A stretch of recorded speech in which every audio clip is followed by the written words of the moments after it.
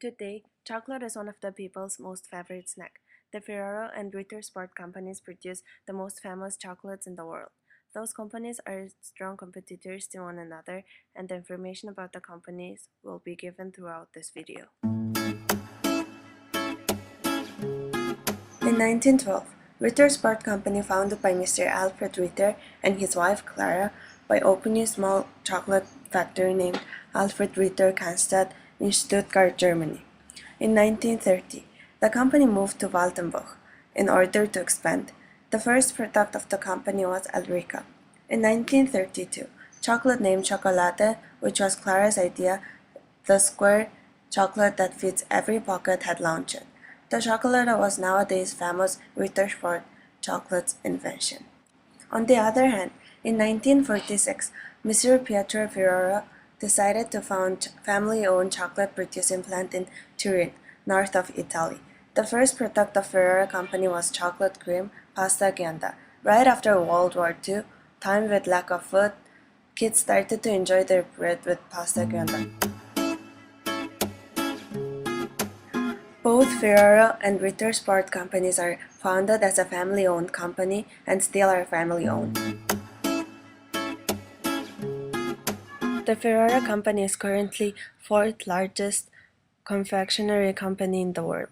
Ferrero advertises itself with its licensed logo, golden yellow typed Ferrero in elegant font. The Ferrero word comes in all products packaged they produce. They also work socially responsible and states, "We think global and act local." The company's mission statement that developed by Ferrero family is to produce high-quality products with the best raw materials, with care and respect for their customers and environment. On the other hand, the Ritter Sport Company is one of the successful confectionery companies around the world, actively competes with companies within the same industry and market.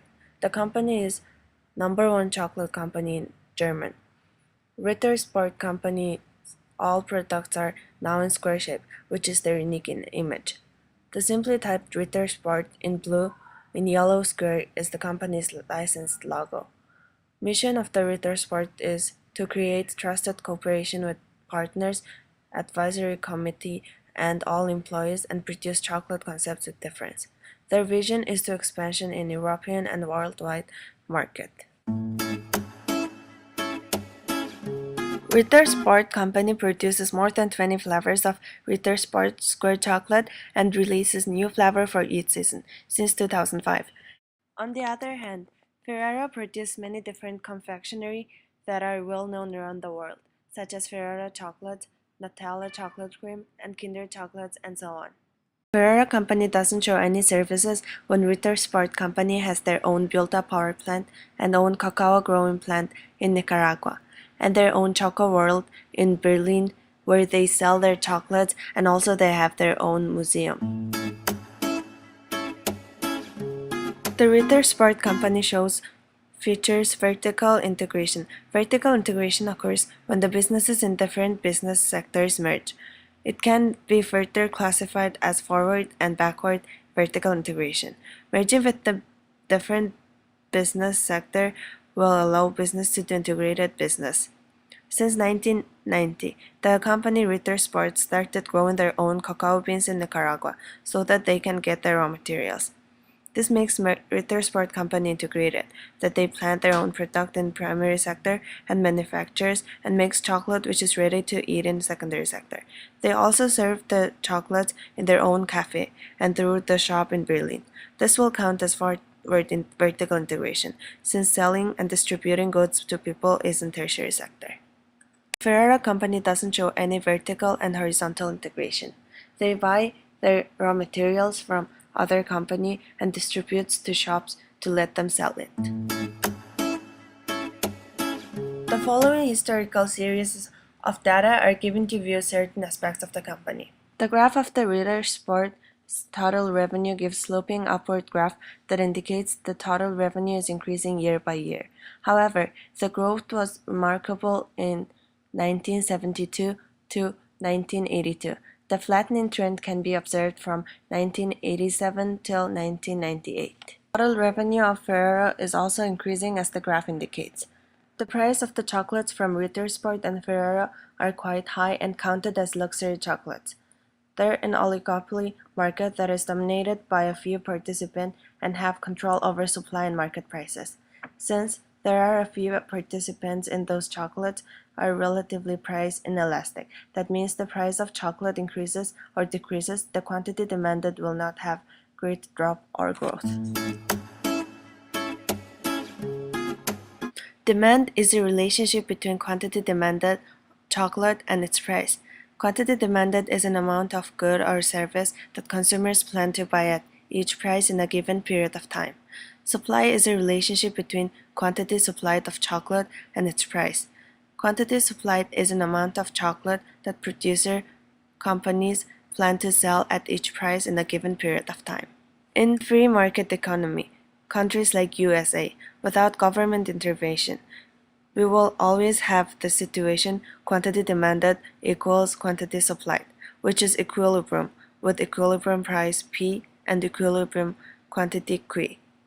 The effect of increasing price is shown in graph.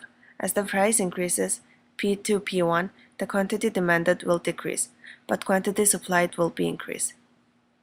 There are many more suppliers than buyers now in the market, which is called buyer's market. Surplus exists when quantity supplied is more than quantity demanded. This situation doesn't remain long because of the market force. Invisible hand forces the price to fall back until quantity demanded is equal to quantity supplied. Market force forces even there are shortage in the market, which is the situation where more buyers than suppliers. When the price falls, there are more demand and fewer suppliers, which causes the existence of seller's market and shortage. In the market force, shortage doesn't remain longer. It will lift up the price, and when it reaches the equilibrium price, it will stop lifting it immediately. However, the equilibrium could be changed if either demand or supply curve shifts outward or inward, and this will not be forced by the market force, because by changing the determinant of supply and demand curve will shift the supply or demand curve. For example, change in price of substitute will affect the demand of chocolate, since change in price of substitute is the determinant of demand. Therefore, it shifts the demand curve outwards, which gives the new equilibrium where quantity supplied is equal to quantity demanded. Depending on the increase or decrease of demand determinants, demand could shift inwards or outwards, in which case the new equilibrium quantity supplied equals quantity demand will exist, where quantity and price of products are higher than it used to be. It works same on in supply. If the determinant of supply changes, it would lead the shift of supply curve. The shift in supply curve causes the decrease in quantity demanded. Therefore, the new equilibrium exists on quantity demanded equal to quantity supplied. If the supply shifts inward, then the quantity demanded will decrease to form new equilibrium where quantity demanded is equal to quantity supplied. The market force would not lift or push it back to the equilibrium, since there is new equilibrium exists.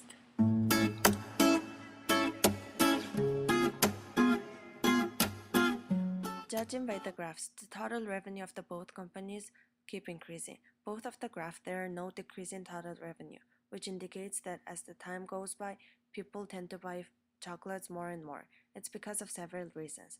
People's income has been increasing compared to the income people used to get at the time of those companies' invention. Increasing income results increase in real income, that is the income they spend on their own wants. The future expectation is that people's income will continuously increase. There, people will buy more and more chocolates that results increasing total revenue of both companies.